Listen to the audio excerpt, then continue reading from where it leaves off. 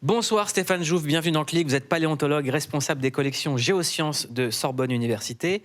C'est quoi un paléontologue exactement? Expliquez-nous. Alors bonsoir. Un paléontologue, c'est quelqu'un qui étudie les fossiles.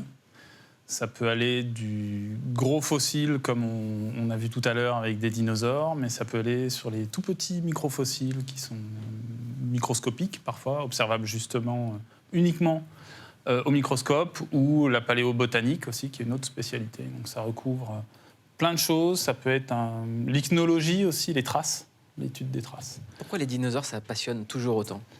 Alors, je pense que ça vient du fait que, déjà, quand on est enfant, on se passionne pour les monstres, les histoires de monstres, les dragons.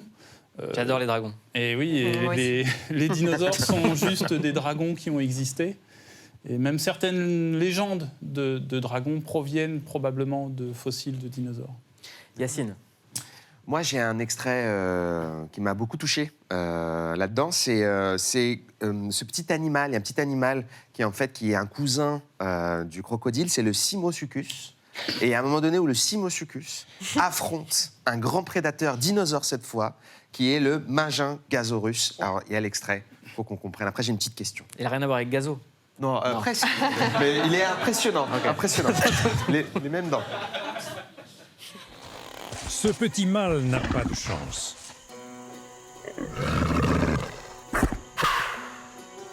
Mais il n'est pas sans ressources.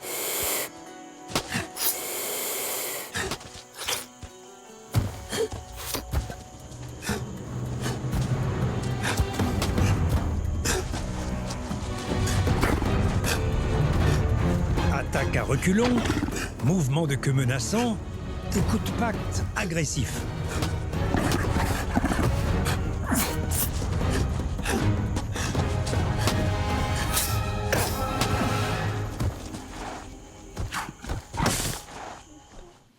Et voilà. Alors le Simosuchus, excusez-moi, le Simosuchus, le petit animal, on voit qu'il fait une sorte de kung-fu préhistorique hyper impressionnant.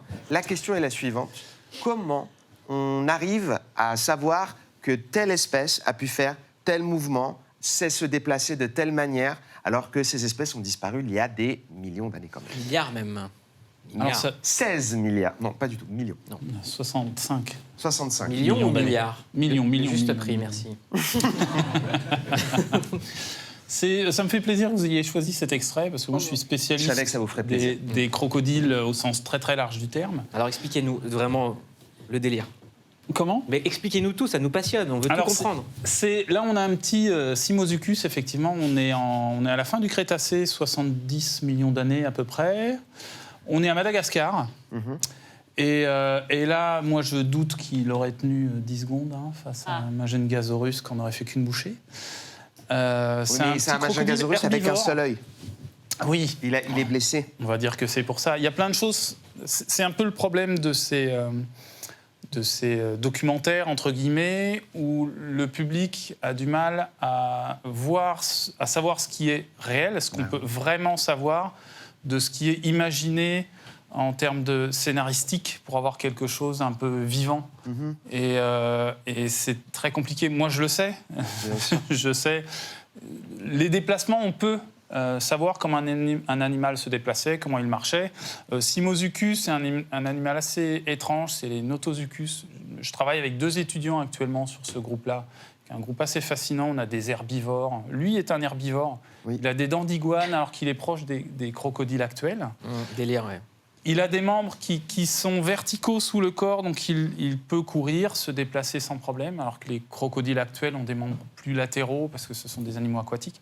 Donc ça, on peut l'anticiper, on peut le savoir avec Mais les petites patates là qu'il met, les petites patates de dos, comment vous pouvez savoir aucune idée. Ça c'est une invention.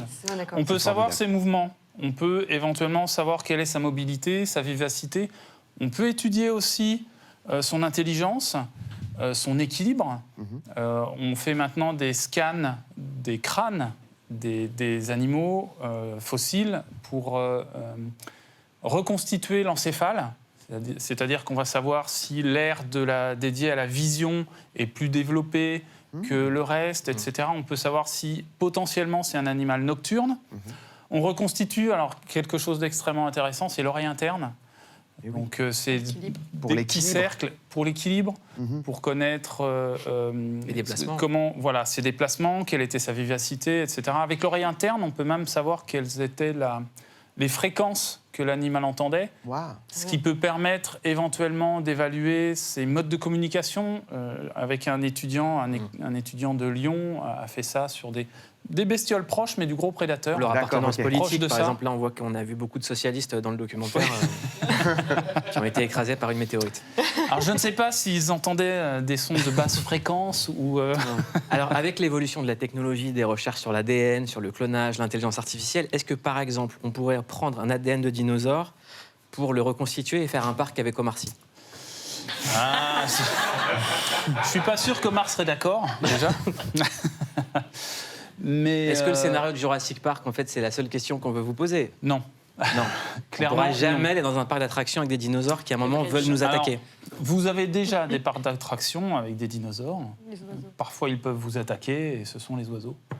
Parce que contrairement à ce que l'on dit, les dinosaures n'ont pas disparu. Quand vous mangez du poulet ou ce qui ressemble à du poulet chez McDo, eh bien, vous mangez du dinosaure. Quoi? Attendez, Quel plaisir. classe, hein. Ouais, si, c'est un scoop.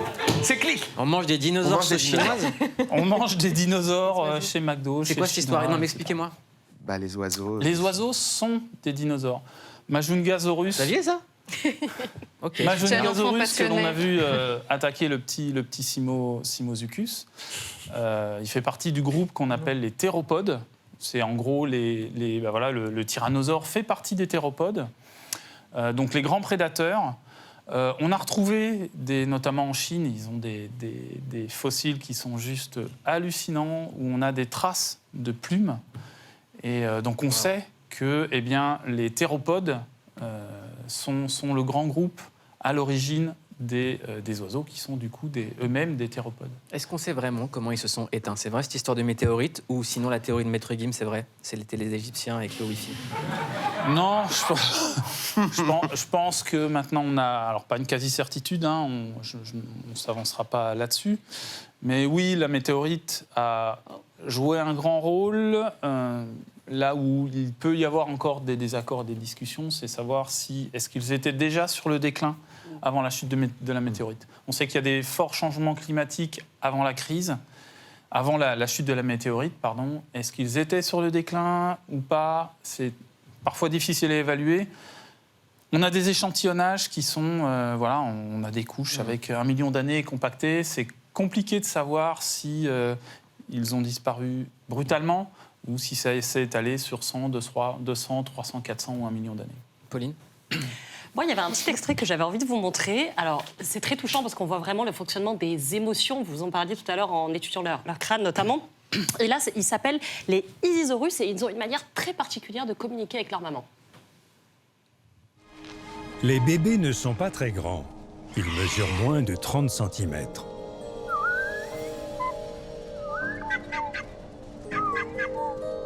Il n'y a rien à manger, à part la bouse de leur mère. Contre toute attente, elle est très riche en nutriments et importante pour les jeunes dinosaures à différents niveaux. Elle leur apporte des bactéries bonnes pour leur système digestif et contient aussi des phéromones qui, comme les odeurs, leur permettront de retrouver plus tard le troupeau de leur mère. C'est grâce à cela qu'ils parviendront à se mettre à l'abri dans la forêt. Ça paraît fou comme mode de communication, quoi.